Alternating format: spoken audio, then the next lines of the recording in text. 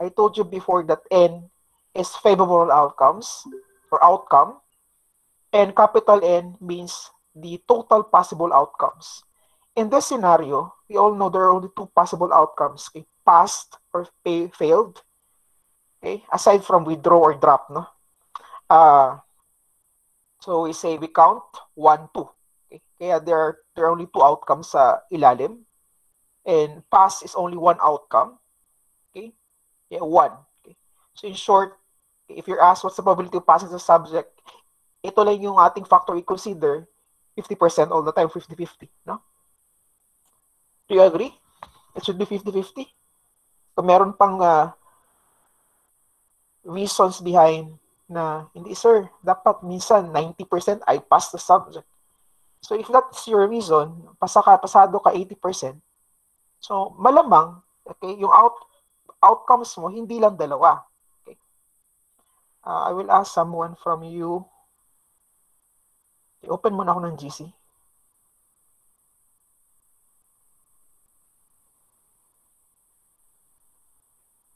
Okay, to 15.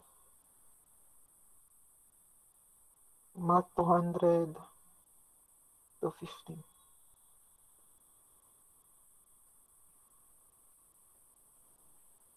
Okay, so my question, okay, in what situation you can say that there are more outcomes than 2? This is my question. Anong sitwasyon na magdalawa or more than dalawa yung inyong total outcome? Okay, can I ask Ibno? Nandiyan ka Ibno? Abdul? Yes, sir. Abdul? Okay, may question. Okay. Paano masabi na 90% pasado ka sa isang subject?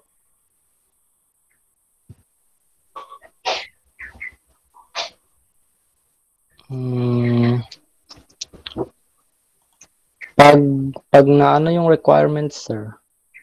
You will say, maybe, kapag napasa mo requirements, maglagay lang ako dun temporary na sample space. Abdul, no? Okay. You pass the subject if all the requirements are submitted, no? Requirements. Can I put requirements here? Pass. Naghang na. You say pass. Okay. Submitted yung requirements. Okay. Ano pa? Requirements is only maybe 30% of your grade or 20%. Abdul? Ano, sir? Exam, sir. Okay, you pass the exam. Okay, dapat yung exam natin pass. Tapos exam nyo is, let's say, my major subject. Dapat, let's say, di bang ano nyo, out of 80, dapat makakuha ka ng, let's say, 60. Okay, pass pa rin yan, no? Kumbaga, these are the factors that contributes or factors that are contributing na mapasa mo yung subject, no? Ano pa ba? Maybe pass. Okay, makapasa ka if you sa exam, 60 dapat makuha mo out of, let's say, 80, no? You pass. Okay. If you are always present. Okay. No absent. Example lang, no? No absent. Pass. Until kung ano yung kaya mong i-enumerate factors that affects in passing the subject. Okay, etc. The same also, okay, you can also enumerate all the factors that affecting in failing the subject. For example, F, absent. F, example, Dota. F, online games. Example lang wag mo na mag-react ka kasi I am not really totally against with the online games, no? Kaya akin lang is the addiction on the online games. I'm sure it will really affect your grado, no? The addiction in the online games, no? Kasi nga wala na kayong time mag-study, no? O ano pa ba? Okay, I'm talking about the average students, kasi there are students na matalino masyado kahit hindi mag-study, pasado pa rin. Okay, so ano pa ba? Let's say girlfriend, okay, love life, okay, nakaka-apekto sa in failing the subject, no? Kasi madalas nawiwili sa uyab, no? It's not true in all in all kumbaga situations, no? So those are some of the factors, no, na pwede nating gawing outcomes. Okay? Now, the question is, gaano ba kadami yung outcomes? It depends on you. Okay? It depends on the scenario. Okay? In this situation, Manggod, it's baga, maraming possible. No, it's impossible for us to enumerate all. Okay? Pero yung punto natin kanina, and I asked Abdul, anong scenario na maging 90% yung passing mo if you will follow all the factors affecting in passing your subject, no? Kung ginawa mo lahat, then mataas talaga yung probability na mapasa mo yung isang subject. Okay? So that's our point. Now, my point in relation to counting principle for today, we just count. Okay? Count lang natin kung anong nasa loob ng sample space. So in short, we will be dealing again with experiments, okay? Like for example, drawing a card, okay, throwing a die, okay, flipping a coin. Doon lang tayo kasi doon na scenario, alam na natin kung ilan talaga yung possible na outcomes. Unlike with this scenario na ang daming pwedeng possible, no? So, ito yung ating general formula again, no? N, small n over capital N. Now, another example, okay? For example, you are asked to throw a die, okay? And meron kayong laro ng friend mo that kapag ang lalabas sa die odd numbers, so panalo ka. So pwede kayong magpitikan ng ilong or ng tenga, no? Kung panalo ka. So we're talking about 1, 3, 5 na outcomes, no? Yung odd numbers, no? So if you're asked what's the probability na manalo ka, okay? So you only you follow the formula. Okay? Ano bang total outcomes? Bilangin natin. 1, 2, 3, 4, 5, 6. Okay? There are 6 outcomes. No? Kaya 6 yung nilagay natin sa ibaba. Ano yung favorable outcomes na manalo ka? Odd numbers. So we count 1, 2, 3. Yeah, 3 over 6 or 0.5 or 50%. Now, example, okay, medyo mahirap yung inyong game. Isa lang yung pipiliin mo na outcome, panalo ka. For example, ang pipiliin mo palagi is 3, lalabas in every throw ng die, lalabas 3, so panalo ka. No? So 3 is only one outcome. Yeah, 1. Okay? There are 6 pa rin na possible outcomes. That's why 6 yung denominator natin. Now, if you will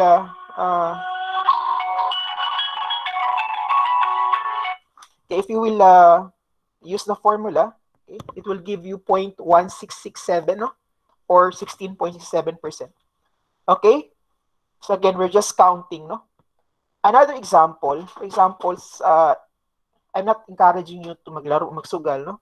Just for the sake of example, para ma-present natin ng maayos kung ano ba itong counting principle. Uso dati ang last 2. Okay?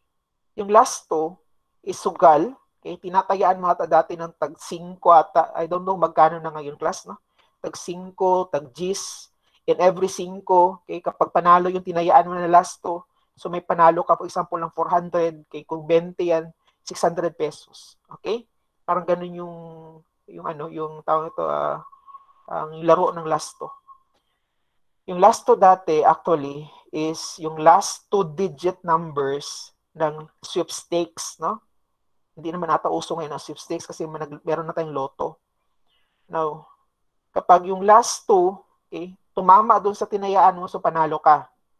Actually, yung ating sweepstakes dati is the order ng karera ng kabayo doon sa Luzon, no?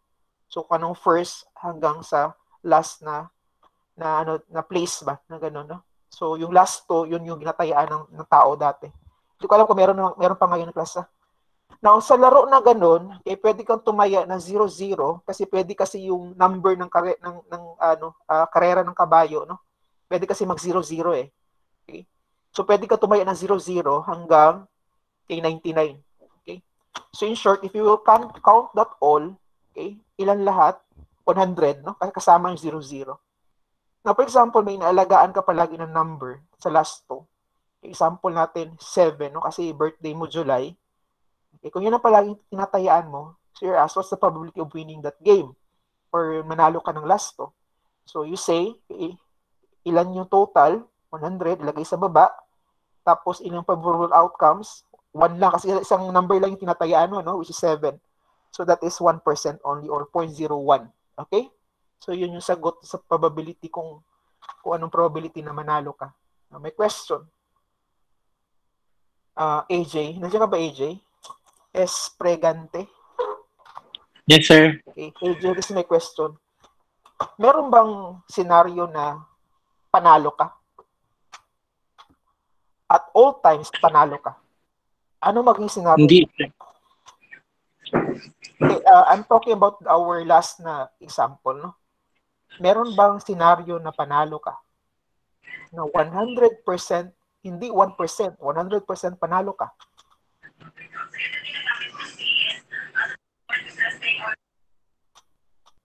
Yes. Yes. Yes, sir. Meron. E paano? Anong sitwasyon yun? Anong sitwasyon yun, AJ? 100% panalo ka, hindi lang 1%. AJ, anong senaryo yun? That scenario is, you can look at the formula. Oh. 1% na kapag 1, isa lang yung tinayaan mo. 100% ito kapag, AJ? Sir? 100% ito kapag, Pagka, sir? Nagnalo ka. that's the probability manalo ka 100%. Pero ano yung scenario? Anong gagawin mo para manalo ka? 100% panalo ka.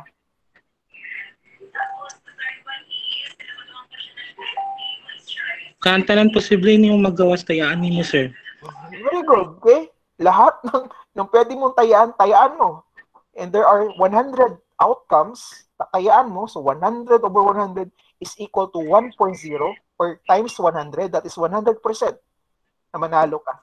Okay? So that's the scenario na manalo ka dun sa kung meron kayong game na ganyan. No? So posible ba siya ganun mangyari? Is it practical? Posible ba siya mangyari, AJ? Yes, sir. Gagawin mo? Tatayaan mo lahat? Hindi. Depende. Talaga, may depende talaga, AJ, ah. Depende talaga? Wala talagang definite na answer na hindi, oo. AJ? Oo, sir. Oo, matatayaan ka talaga para panalo ka. Oo, kung...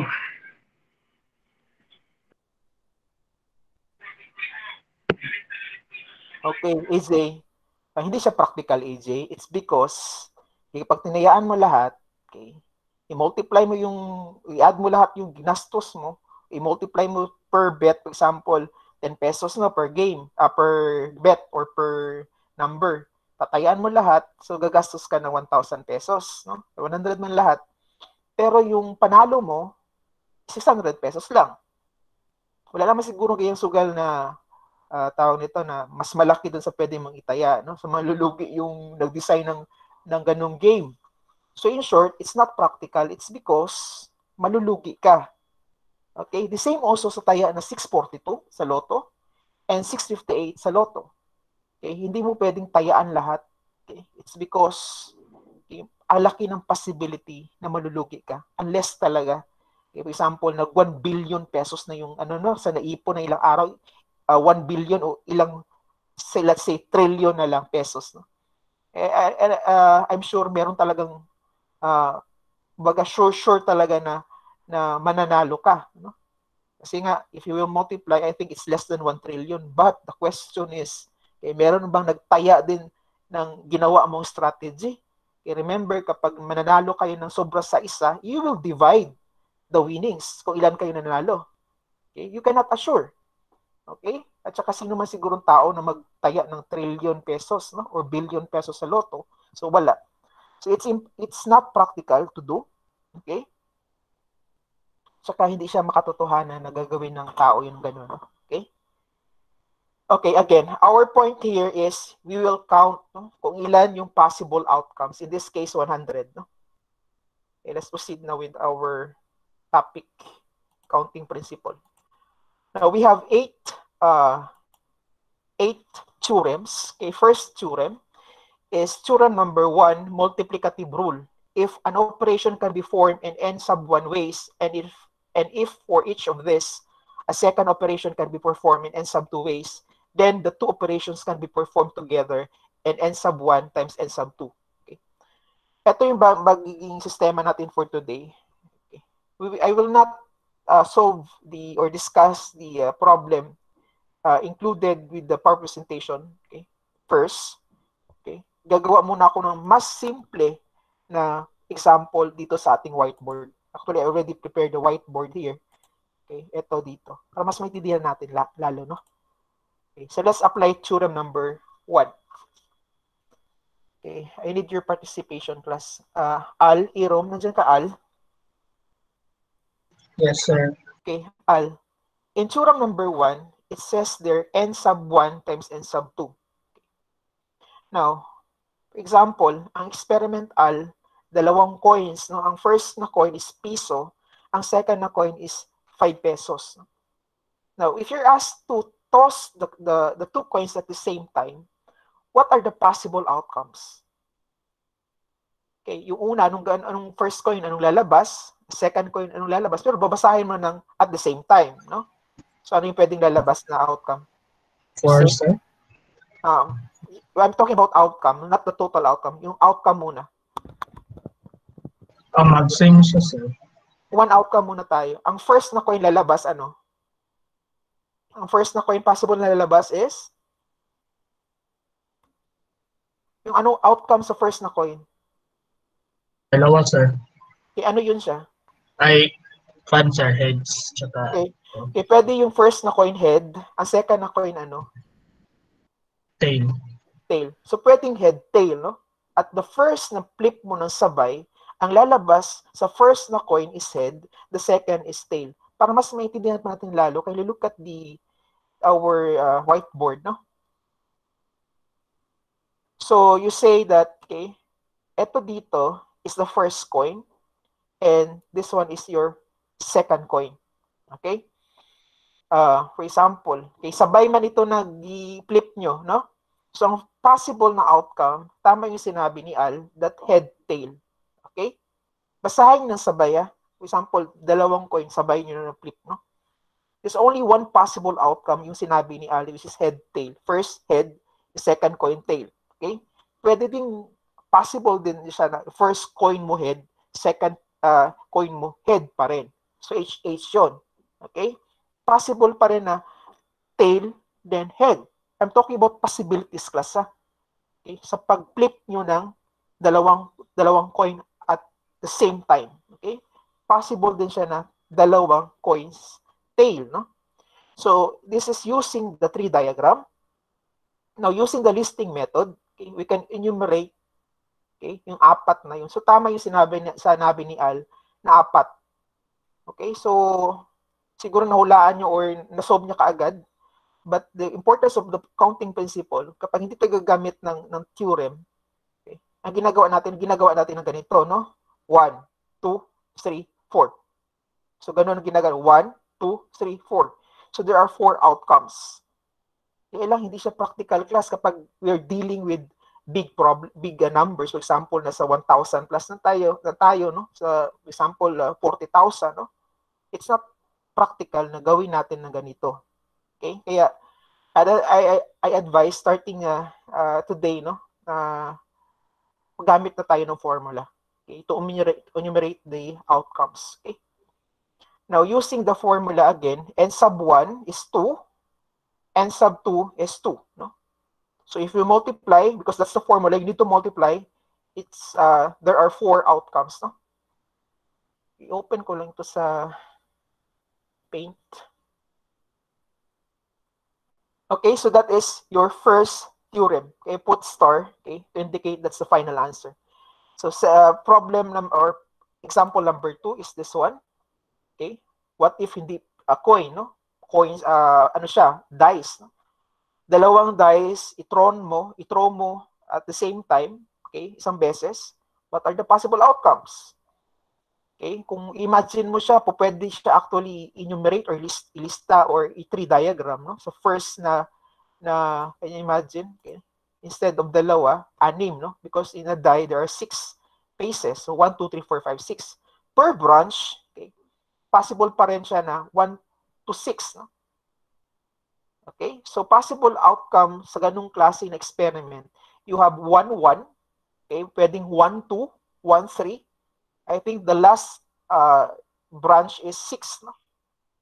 May galamay pa siya ng 6 kada branch 6. So I think the last is 6 and 6. Now if you will kung gusto niyo talaga siya i-prove na 36, gawin niyo yung tree diagram na ganito. I think it's not practical. So kung pwede, gamit na lang tayo ng formula kaagad, which is 6 times 6 will give us 36. Again, counting principle tayo, class. Okay, that's why the answer is 36. Okay, that's theorem number 1. Number 2, it's actually almost the same with number 1 because it's still multiplication. Okay, so in short, gagamit pa rin tayo ng formula na n sub 1, n sub 2 hanggang ilang sub siya na given, no? Okay.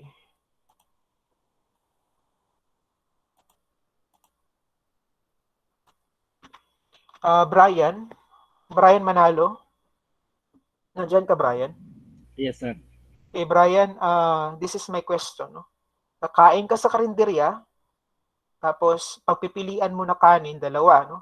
It's either plain rice ka or fried rice. And may 3 ulam na naka-display, pero yung budget mo, pwede lang sa isang kanin, sa isang ulam. Now, my question is, can you give me a one choice na pwede mong, what I mean, combination, no? Quote and quote, kasi in combination in statistics, it's medyo technical, no? Kung in a common lay term pa, anong combination ang pwede mong magawa? You will pick, I give you one muna, plain rice. Kung ako ikaw, okay, plain tapos mixado. Ano pa yung iba? Brian? Sir? Ano pa yung ibang pwede mong i-combine na as your option na bibilhin mo? Pili ka ng anong kanin? Plain at saka caldereta, sir. Okay, plain. Walang kaldereta. Ay, I mean, ito itong isa, sir. Wala kang dyan, screen dyan. Hindi mo makita. Ay, another. Plain at saka mechado, sir. Meron na. That's the first na pwede mong piliin. Mechado. Ha? Fried at saka mechado. Okay, pwede magkaroon ng sistema, no? Plain muna tayo lahat, plain rice. So, pwede kang plain and? Plain and afritada, sir. Very good. Next. Ano pa? Plain Fried. and? Plain and sinigang. Okay, very good. Next. Fried na tayo. Okay, next. Fried and? Fried and mechado. Okay, fried rice and? Fried afritada. Okay, fried and? And fried and sinigang. Okay, meron pa bang iba, Brian? Wala Let's na. analyze. Wala na. So, lahat nag-agree ba, class, na wala nang iba? So, if we will count this, again, counting principle tayo, okay, there are only 6 na pwede mong rumble ba as your order, no? So, ito yung possible orders na pwede mong magawa in this scenario. Okay? So, again, okay, just use immediately the formula given. It says there, okay, n sub 1 pa rin, okay, n sub 1 times n sub 2. So, you have, okay, sa kanin, dalawang option. Okay, sa ulam or viand, you have 3 options. That is why, tama si Brian, sinabi niya 6 lang talaga. 6 possible orders. No?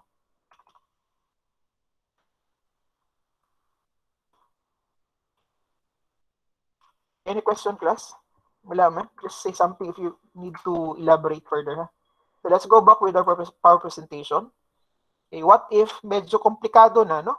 Madami ka nang pwedeng pilian. Okay? Pero isa-isa lang.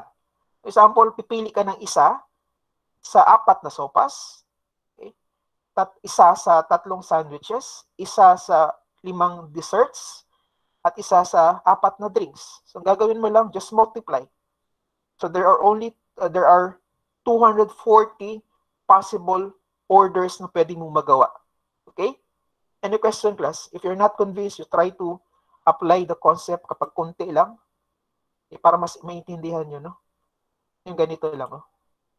Okay? That's why I'm doing this, para makarelate kayo ba na tama yung konsepto nito. Kung tamang konsepto na ito, i-apply sa mas komplikado na problem, no? Okay, so next, number 3 tayo. Now this time, class, please bring out your calculator, your scientific calculator, because we'll be using the function of NPR and CR or factorial, no? I hope meron kayong scientific calculator dyan, ha? Expect meron kay engineering students, ba kayo lahat? Now, theorem number 3, the number of permutations of n distinct objects. Again, I give emphasis on the n distinct objects, no? Ibig sabihin, there is an assumption na magkakaiba itong mga objects na ito or tao. There are problems na persons ang given, no? So again, distinct, no? Magkakaiba. Now, permutation is the arrangement of all or part of the set of the objects. Arrangement is important. Okay? I give emphasis, arrangement is important. Okay. Example tayo dito. Third. Can I ask you, okay, Christopher Garcia? Nandiyan ka, Christopher? Yes, sir. Okay, Christopher, example, may 3 tao, no? Named Jose, Maria, and Linda. Okay, you're asked, okay, may 3 upuan. Okay, may 3 upuan nandyan. Okay, you're asked, ilang possible arrangements yung pwede mong gawin, no? Can you give me one? Dagaman, sir. Kung tulo ka, lingkurana si Jose, Maria, Linda. Okay, Jose, first seat. Maria, second seat. Then Linda. Third seat. Okay, what else? Then Linda, Maria, Jose. Okay, pwede unahin natin si Jose para hindi tayo mag-mix mamaya. Jose, tapos Linda, Maria. Maria. Okay, next. Then Maria, Jose, Linda. Okay, Linda. And next. Maria, Linda, Jose. Next. Then Linda, Maria, Jose. Linda, Maria, Jose. Then Linda, Jose, Maria. Okay, may other, ano pa ba? Ano pwedeng possible na arrangements, Christopher? Ayan lang. Wala naman siguro, sir. Tulo lang man kasi. Oh. Okay. So, if we will count, there are only 6 possible arrangements, no? Okay, 6 lang. Yes, sir. Okay, let's apply the concept on theorem number 3. It says here, n factorial. Okay? N factorial. So, using your calculator, there are only 3 persons there. Okay? So, you will say 3 factorial. n factorial is equal to, kung mayroon kang ano dyan, ikaw na lang, Christopher. Asa ka na factorial doon, sir? Nasa ano, itong x factorial. Ang ako x factorial. And ang exclamation mark. Baba sa setup mode. Set up. Okay. Okay, depende sa calculator nyo, class mo. Hanapin nyo talaga. 6, sir. 6, no? 6 arrangements. Okay, very good. 6 arrangements. Kasi tama yung pag-manual natin at saka yung sa ating formula. So again, class, just use your calculator, ha? Ayun, huwag manual. Now, okay na, Christopher. Now, during your high school class, I know you already tackled factorial, no? Okay, di ba tinuruan kayo kapag factorial? Ibig sabihin ng factorial is, kapag 3 factorial, actually that is equal to 3 times 2 times 1. Okay? Equal also to 6. Okay? So actually, you can apply this concept. Okay? You just imagine, mayroon tayong 3 slot, no? Slot, no? Paglalagyan, not yung bastos na slot na U, ha? I'm talking about the O na slot, no? Paglalagyan ba? Okay, so 3 slot. The first na slot or chair, ang pwede mong ilagay si Jose, Maria, o Linda. Okay? Kung sino man sa kanila. So 3, no? 3. The second na chair is 2 na lang. Kasi yung isa dito, nilagay mo sa first na chair. Okay? We don't know kung sino sa kanilang 3, basta yung isa sa kanila, ilagay mo sa first na chair. Kaya 2 lang yung pwede mong ilagay sa second slot. And the third slot, okay, 3 lang man sila, may iwan talaga na isa. Kaya 1 ang nakalagay dito. Okay? So you can apply the concept of, actually, this is the concept of theorem number 2 or 1, yung multiplication rule. Okay? Okay? So, hindi man tayo stricto kung anong theorem yung gagamitin natin as long as you can explain at the solution and acceptable yung solution at tama yung answers, no? Okay? So, again, in third natin na situation, you can apply, okay, 1 and 2 or the third theorem, no? Again ko lang ito ng ano. Nakalimutan ko lagyan ng star. Star means that's the answer, no? Okay. So let's go back with this problem. 3 tayo. What if apat? Okay. So simply kapag ganito nakalagay, just use the formula directly, no? On your calculator, kindly press 4, then this x factorial ata nakalagay sa calculator, no? But some calculator n talaga siya nakalagay. Okay. It should be 24. If you want to expand this, okay, I'm not encouraging you to expand. It will consume time. So that is 4 times 3 times 2 times 1. It will give you 24 also. Okay? Next, number 4. Number 4, it's actually permutation, but this time, meron siyang slot na paglalagyan. Okay? Na it's, what I mean slot na paglalagyan, which is less than the number of n, no? Okay, I open the whiteboard. Okay, can I ask Dale? Dale Adrian Sir. Serrano. Okay, Yes, ika-third na tayo. Ika-fourth pala. Okay, fourth. Tanggalin ko muna ito. Okay. This is the situation, Dale. Dale talaga yung first name mo, Adrian. Yes po. Sana yung first na lang yung second. Para na lalaki yung pangalan mo na Dale. Okay, for example, no, may 3 tao lang bumili ng ticket. Okay? Nagbebenta ka ng ticket, 3 tao lang bumili, no. Tapos nag-raffle kayo, mananalo for example, okay, 2 place na. For example, maybe first place electric fan, second place maybe a cellphone holder, ganyan lang yung kayang premyo. So the question is, ilan yung pwede na parang sort of arrangements na pwede mong ilagay, i-name na lang natin yung 3 tao na yun as Jose, Maria, and Linda ulit, no? Na manalo sila sa 2 slots. Okay, ilang pwedeng arrangement ang pwede mong magawa? Okay, can we try? Okay, can you enumerate all? Okay. Okay, nilagay ko pala dito, President and Secretary. Okay, ano na lang, first and second prize, no? First and second prize. Okay, I will change na lang, The first prize mo electric fan, second prize nyo is cellphone holder. So sa first prize, sino ang pwede natin ilagay? Let's say I will give one muna, si Jose. Then second prize si Maria. Okay, ano pa? Si Jose tsaka si Linda po. Okay, si Jose, si Linda yung nanalo, no? In short, nanalo silang 2. Next, ano pa? Si Maria tsaka si Linda po. Okay, next ano pa? Maria and? Marian Jose. Okay. Next? Linda and Maria po. Next? Then Linda and Jose. So, class, meron pa bang iba? Okay, mag-comment lang kapag meron pang iba, ha? So, these are the answer of numerate ni Dale lahat. Okay? Dale, ilan nagay lahat, Dale? Pakibilang daw. Please count. 6 po. Okay, there are 6 possible set of winners, no? That's the right term, set of winners na pwede, no? Okay, there are only 6. Okay, kung meron pa, kindly comment na lang, no? So, this is using the manual method. Okay? So, pwede gamitin na lang natin kaagad yung ano nakalagay dito, which is NPR. NPR is equal to n factorial divided by the difference between the n at saka r, then factorial, no? So, Dale, may calculator ka dyan, Dale. Ikaw na lang daw, Meron po. lihog na lang, Dale. There are 3 persons. Okay, meron ng 2 slot, no?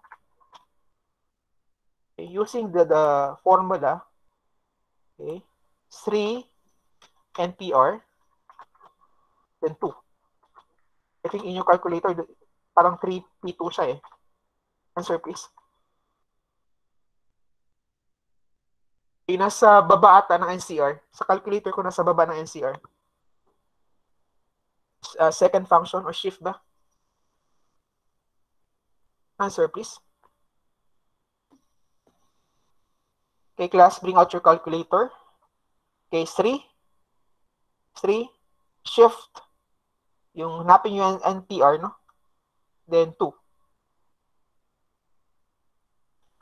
6, sir. Okay, very good, 6. No? Kasi yun talaga yung answer mo dapat, no? Kasi binilang natin na 6. No? Okay, 6 possible set of winners. Okay? Now, meron pa isang formula na given dito. Okay, this time kindly, class, lahat kayo, please try to use this one. Kasi ang madalas na reklamo ng estudyante, sir, error siya, sir. Or syntax error. Okay, so n factorial divided by n minus r factorial. No? So, gamitin daw natin. Kung 6 pa rin yung answer. No? So, capital N is equal to, I assume n na lang. Ha? Ito, you can use A, B, C, D. No? 3 factorial. Okay, divided by, you have 3 minus 1. Okay, factorial. Is the answer the same? 6? Yes or no, please? Yes, sir. Same lang yapon. Okay, the same gap. Very good, no? 6. Okay. Sir, okay, may madalas ang question. Sir, pwede ko bang i-apply itong third dito sa fourth na equation, na theorem? Fourth theorem. Talaga nyo, pwede hindi. Can I ask you, Dominic? Nandiyan ka ba, Dominic? Quilinderino? Wala siya, no? About Ian? Ian. Ayan. Ayan. Hello, sir. Yes, sir. Serrano. Estrera. Possible ba na gagamitin ko itong formula sa third theorem? Is it possible? Palagay mo possible, hindi? Yung... Wait lang, sir. Gagamitin ko ang fourth, okay, which is NPR, dito sa third. The third... wait lang, sir. Try ko, sir. Excuse me, sir. Yes. Ang maglabas sa 3 minus 1, sir, kay 3. Dapat 3 minus 2, sir, para 6. Oh. Mayo pa, ibang classmates yung mga nagatanaw yun, no? Kasi ang inaisip ko, answer ka ganawan. Okay, it's because mali yung nilagay ko na given dito, class, no? Should be 2. That's why, okay? Inaisip ko kasi yung answer ka agad, eh. Which is 1, no? Okay. Okay, may answer nito sa inquiry ko kanina. Ayan. Yes, sir. Pwede bang gamitin? Hindi, sir. Sigurado? Okay. You try ayan. Okay. My question is, okay, in this example, we use n factorial, no? Then, ito dito, meron tong formula n factorial divided by n minus r factorial. Okay? So may question, kapag ganito bang scenario, gagamitin ko ang fourth na theorem, pareho bang answer?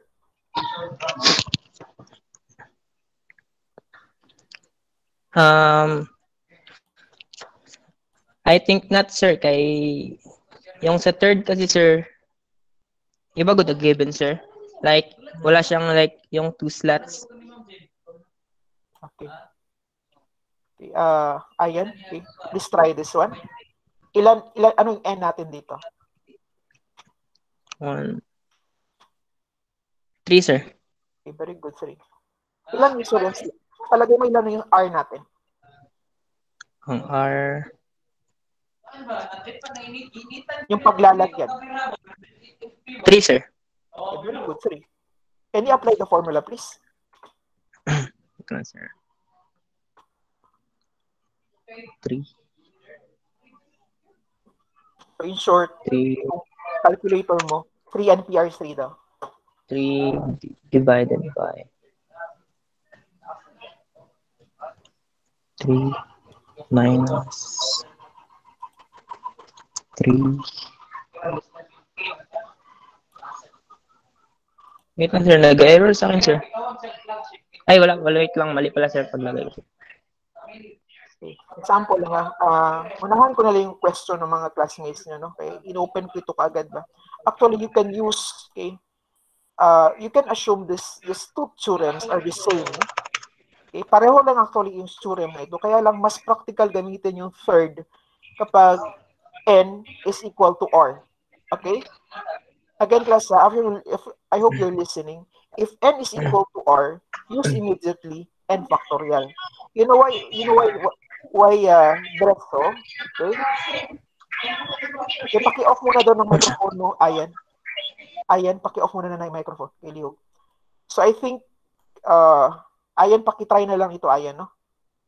I-comment ka lang kapag hindi pareho answer. Answer dapat natin 6, no?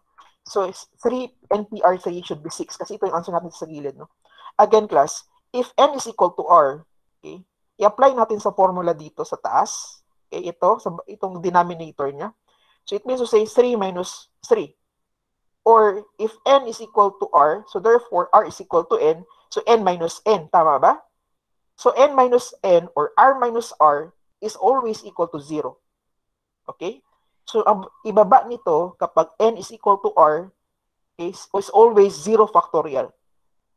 So 0 factorial is equal to, Ayan, okay ka na? 1.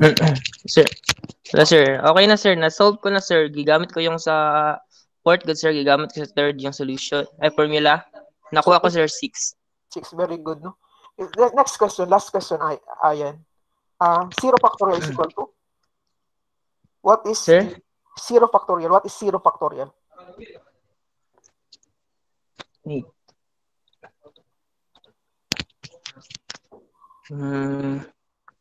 Well, may calculator ka ba? Wala. Meron, sir. You just By press 0 factorial, sir. What do you mean, sir? I mean, Just press your calculator. 0 factorial is equal to? 1, sir. Okay, very good one. Okay, it is according to Ayan, no? May calculator siya na hawak, no?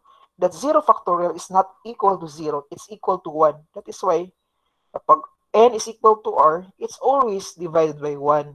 Okay? Pinahirapan nyo yung sarili nyo. Okay? Kapag ganito ang scenario, just immediately use n factorial. Okay? Pero may mga times ba yan, magkamali ang estudyante ba? Tama pa rin answer. Pero yung solution mo, okay? Tama, magyapon, no? Pero mas may appropriate na solution ba? Just you use n factorial directly. Okay? Now next, okay, 5 na tayo. Okay. Another example, the same lang ito sa example natin. There are 20 na tickets, no? What if dalawa lang? You apply, you try on your seat dyan, no? Yung sa calculator nyo. 20 NPR 2, kasi dalawa lang yung slot dito. So the answer there is 380. Okay? Next, number 5. Now, number 5 class, as long as iikot siya, okay, it does not mean circle siya palagi, no? Basta iikot siya, no? Butuyok siya. No? Now, may question. Can I ask? Sino mag-next kay Ayan? Next kay Ayan si Edenisa Bartolay. Yes, sir. Okay, Eden, if your table is ellipse, iikot ka hindi. Iikot, for example, meron kayong 5 members ng family. Iikot kayo hindi. Iikot, Okay, sir. iikot. No? Kapag rectangular ba yung table nyo, iikot kayong pamilya hindi. Opo, sir. Okay, yes, iikot din. Okay. What if a square or diamond? Iikot din ba kayo? Rin, sir. Yes. Iikot din po. Kung star yung table, iikot kayo hindi. Iikot pa rin, sir. Okay. So ito yung gusto kong na i-emphasize. No? It does not mean na hanapin nyo yung word na circle. As long as iikot yung object or tao, okay, you use the formula under theorem number 6. No? Number 5 pala tayo. In number 5, n minus 1. Okay? In this example, what if merong 5 different trees? Okay? planted in a circle, ito klaro na circle. So use immediately n minus 1 factorial. In this case, 5 yung trees mo, 5 minus 1, 4. I-factorial mo, so 24. No? Arrangements. Okay, number 6. Okay, number 6. Okay, kapag merong kind. No? Ay, excuse me, sir. Yes. May question ako sa theorem 5 ba? Yes. What if dili siya square, circle, triangle, pero kanang deformable shape, pero connected sila? Yun yung punto natin. As long as iikot siya, okay? Ako. Mag-connect siya dun sa pinakalas. That's considered theorem number 5. Okay. Katranslate, thank you. Okay, number 6 class, as long as merong kind, can you follow the formula, no? N factorial divided by the number of kinds. No? If, for example, this in this problem, there are 9 sockets, and there are 9 na bulbs din. Yung 9 na bulbs na yun divided into 3 na kinds or colors, no? So there are 3 na reds, kaya 3 factorial, there are 4 na yellow, and there are 2 na blue. Okay? So just follow the formula, no? As long as meron siyang kind or type or uri, no? Okay, number 7, theorem number 7 is actually related also with theorem number 6, pero mention restriction. Okay? Instead of kind, okay, you're dealing with the slot, no? Yung paglalagyan mo. Okay? This is denoted by R. Na kapag inad mo lahat ng paglalagyan, dapat always to equal sa n. Okay? Example, there are 7 persons. So it means to say 7 is equal, n is equal to 7. Now you have 1 room. Okay? Na capacity 3 yung taong pwede doon. Okay? Another room, okay, 2 yung capacity, and another room, 2 yung capacity. Remember, these 2 double rooms, 2 double rooms, kaya 2 siya. Okay. Okay, let's check, no? 3 plus 2 plus 2 is equal to 7. Yes or no? Yes. Okay. It's equal. So, nabilong siya sa theorem number 7. Actually, kahit na nagmali ka ba, nalagay mo sa theorem number 6, pareho magyapon siya, no? Answer, no? Kasi because you have the same formula, no? Okay, so that's why ito yung ating gagawin na formula, no? So the answer daw is 210 ways. Okay? Now, next, yung pinakamahirap na theorem. Okay, the number of combinations of n distinct objects taken at R at a time is, okay, NCR. So combination siya. It has this formula. Okay, familiarize na lang. I discourage you to use this manual method kasi meron namang calculator, yung function sa calculator, no? Now, remember that combinations, arrangement is not important. Explain this one, ha? Okay, dito tayo sa combination sa baba. Now,